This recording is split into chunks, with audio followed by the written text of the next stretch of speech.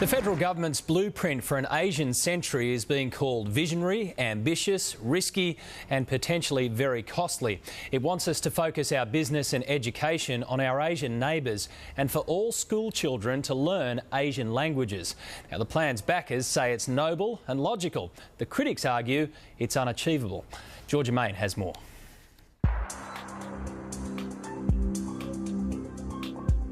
Our 2025 goal is that our school system is in the top 5 in the world. We won't be able to achieve it. We have to be careful here that we don't grab what is the latest fad. We're skilling up young Australians. We're not jumping on any bandwagon.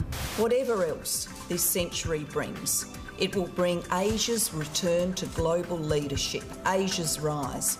This is not only unstoppable, it is gathering pace. Visionary or overly ambitious, education is a key plank in the Prime Minister's plans to Asianise the Australian economy. All students will have access to at least one priority Asian language.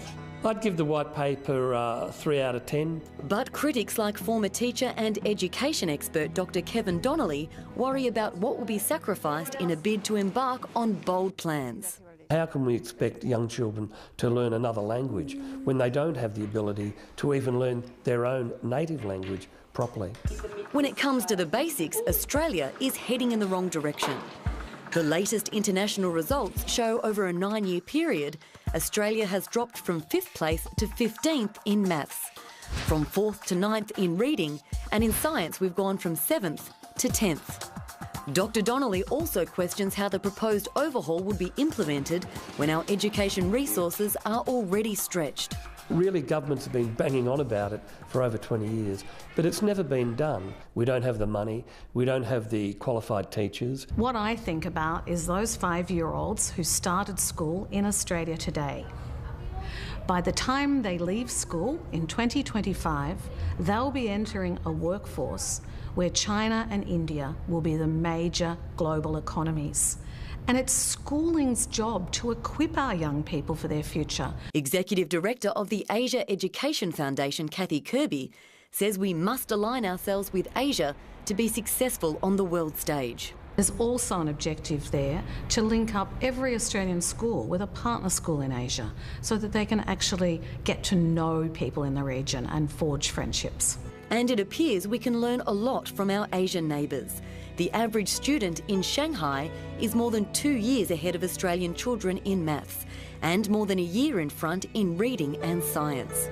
A result highlighted when Today Tonight recently tested spelling and mathematics skills across the generations. Next word, ostracise.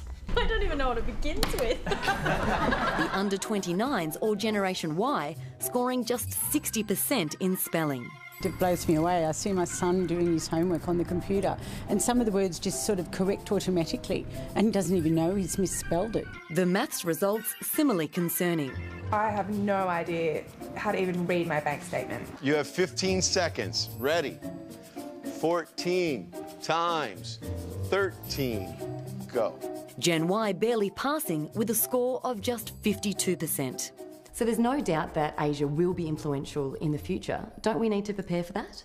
I've done a lot of education work in those countries. We always speak English. I mean, at every meeting I've been to, it's English. And that is generally the international language of business and education. The reality is you can work in Asia without it. Make sure our children know enough about Australia before they move to teaching Asia. I'd say that we're not starting a moment too soon. It is quite a talking point. We're always keen for you to have your say. So which language would you like your child to learn at school? You can cast your vote on our website poll, yahoo7.com.au/todaytonight.